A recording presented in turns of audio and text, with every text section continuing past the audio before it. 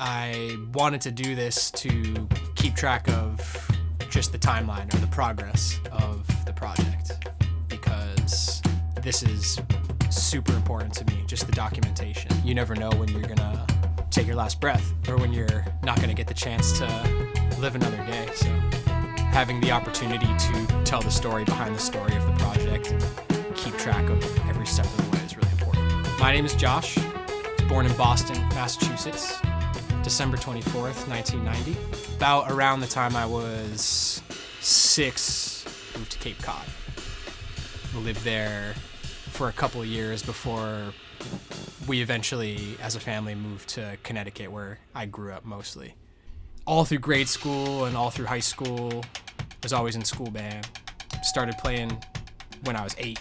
I really liked writing and I really liked history, but it was always music that propelled me forward, and that was the thing I was excited about.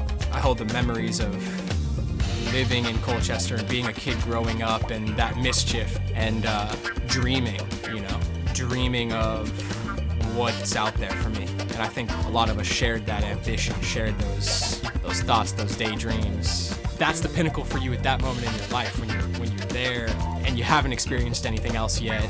You reach that moment where your life is going to change, and you know it's coming, but you don't know what to expect, and those dreams and those aspirations that you have in those moments, I hold all that stuff really close. And whenever I go home, I go to those same places. I think about the timeline, I think about where I've come from, and I think it's really cool to say that I was born in Boston, that I was born in Massachusetts, that my family is from these neighborhoods in Massachusetts, and I think that has an interesting significance to my career and my life as well, because I ended up at Berklee College of Music in Boston in 2009 to start my undergrad.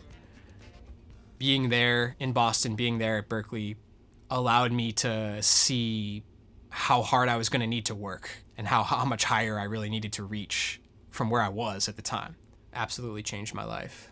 I feel my son is so comfortable here. I feel that we're fulfilling our child's dreams. He goes, I'm going to be on that stage probably the next time you come. So he's in his glory.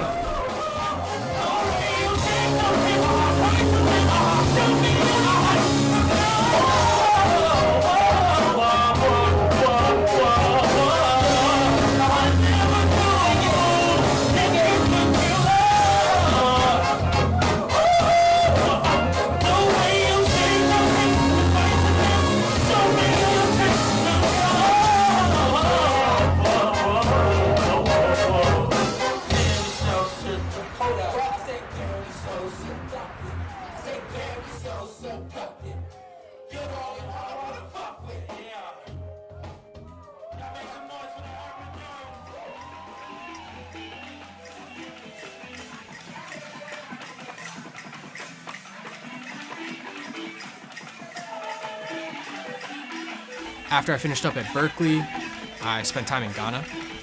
You go to a different place in the world and you see life through a different lens. I learned so much from that. It's just very, very eye-opening thing. And then to go from that to come back to Boston for a few weeks to say goodbye to everybody and say, hey, I'm packing my bags and going to California.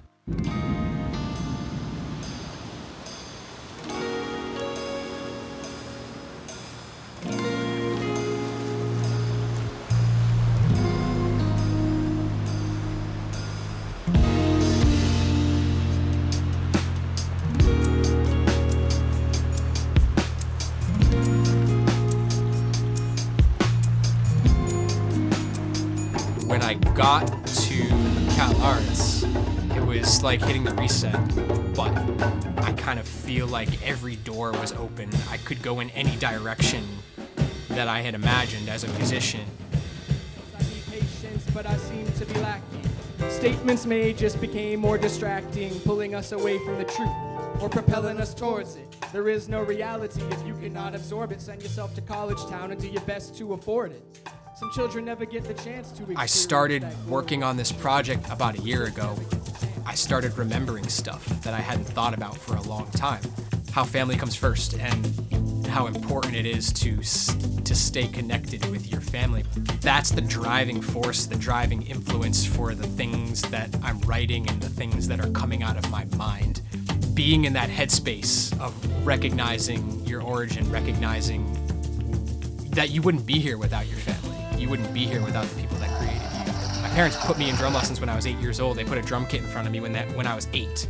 They wanted me to do something that I love, obviously. They wanted me to be happy and find something that I love to do and do that thing. So I do all this for them. I want to make them proud. I want to represent them and tell their story. They've given me everything, you know? So I started to make a list of all this music that I loved. I just need to start listening to good music. I need to start listening to things that make me happy. And we just listened to music off this list. Yeah, dude, that's some Tame Impala shit. It really is.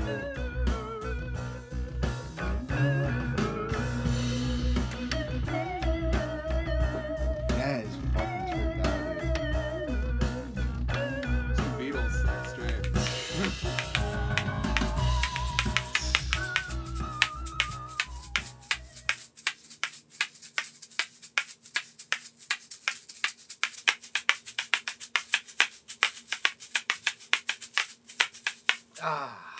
Fuck. That's hard to do. The last few weeks have just kind of been weird. I feel like I felt the lull because I've been so used to being here every weekend. It kind of put me in this place where I need to remember to be productive in my own space and on my own. Just for me, the last couple weeks were one of those stretches where I just felt more drained than usual, not as inspired as usual, a little depressed. Just remembering, like, hey, you know, keep moving forward, just keep waking up each day and remembering that you're doing this one day at a time. It's all up to. So I spent the last week just writing lyrics. I remembered in the vault we have this old recording that we did, which was just drums and bass, I think.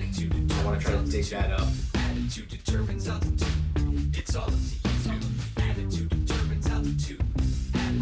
Just today's looking up, you know? And I'm just happy to be here. About to get started to work on some music. And I know I say this all the time, but this is like my shining star for the week or for the month, however often we can get together. Being able to look forward to coming here and laying down ideas and things I've been thinking about throughout those weeks when I'm away or throughout those days that I'm away. The other thing that's been really cool about this project is the evolution of multiple tracks and the openness of the creative process, because I can go back, I can listen to where like the whole project stands. It's nice to be able to like just be able to be open and creating songs and then say, okay, we're going to come back to this, let's do this new idea. Then I might get inspired to do something on a previous track based on something that I discovered, creating something else. And then I go home and I listen to like, okay, what would the album sound like today if it was just like these 4 or 5 tracks? So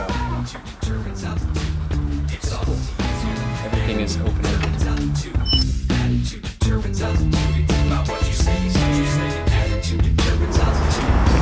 Famous. It's called Famous.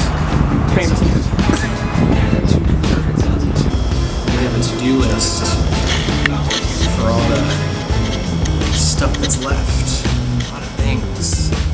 It's all up to you. What you do.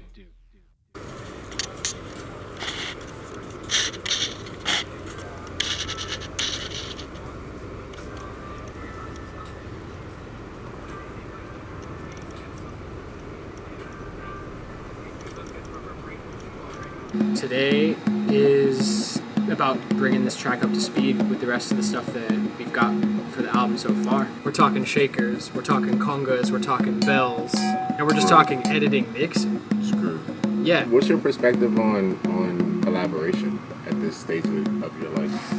You know, you lean on your network, you lean on your experiences with the people around you. Just wanted to soak up everything from everyone around me and work with as many people as I can. And then I think you go in and out, you ebb and flow on that. I'm probably somewhere right in between of just finishing, like, okay, kind of just zeroing in on my own shit and now getting back to just trying to be involved in as many things as I can. Okay. That was fun. Now? What's next? What's next? What's the next step? first thing that comes to mind? Tomorrow. Thanks. Next step's tomorrow, man. One day at a time, you know? You've been coming home alone lately. What's going on? November 19th, 2019. It's officially been over a year since we started recording this album. The plan from here is just want to be wrapping up the things that we started in the beginning of the project a year ago and be able to come back and finish up the newer things that we started recently. I'm about to lay down this verse that it's crazy. This track is actually the oldest track, or the very first thing that Mitchell and I recorded for the record, and we didn't even know it was going to be a part of this record. We were just jamming, drum set and bass. And when we started making the recordings for this album, we kind of went back to that. We were like, hey, you know, that's a sick sample. Let's line that up. It's just turned into this crazy production. It's Thursday, December 12th. I am headed to my last recording session of the year with Mitch. It's just feeling crazy that it's been a year. Having Mitch around to enable me has been a blessing, you know? Yeah, whatever voicings you think. It sounds great. Okay.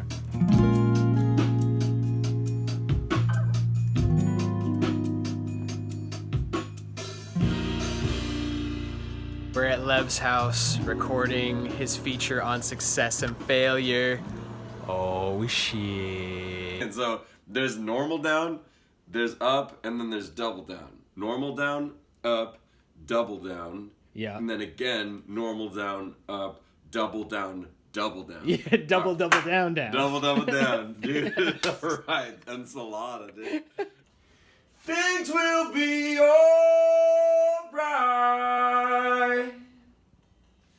Things will be alright.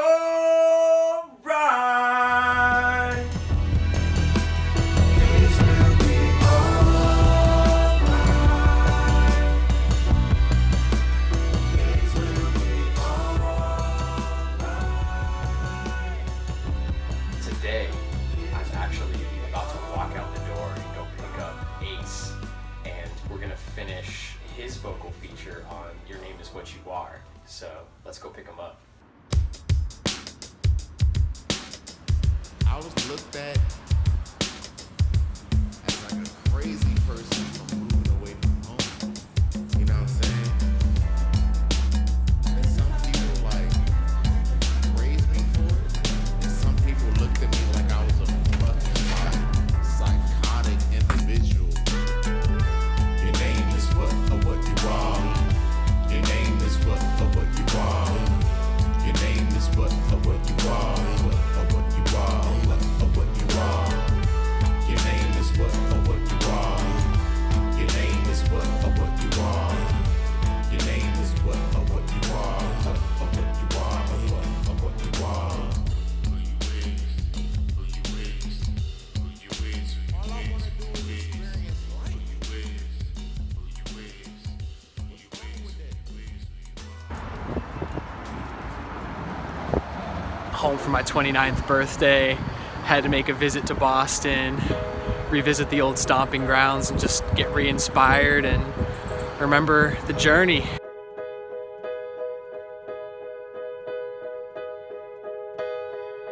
It's just been nice to be home, to relax, to know I get to go back to LA, hit the ground running, put the finishing touches on some of the recordings for this album. I just want everybody to enjoy it. I had so much fun making it, so I hope you have so much fun listening to it. Hopefully you connect with something you hear. That's all for 2019. See you in 2020.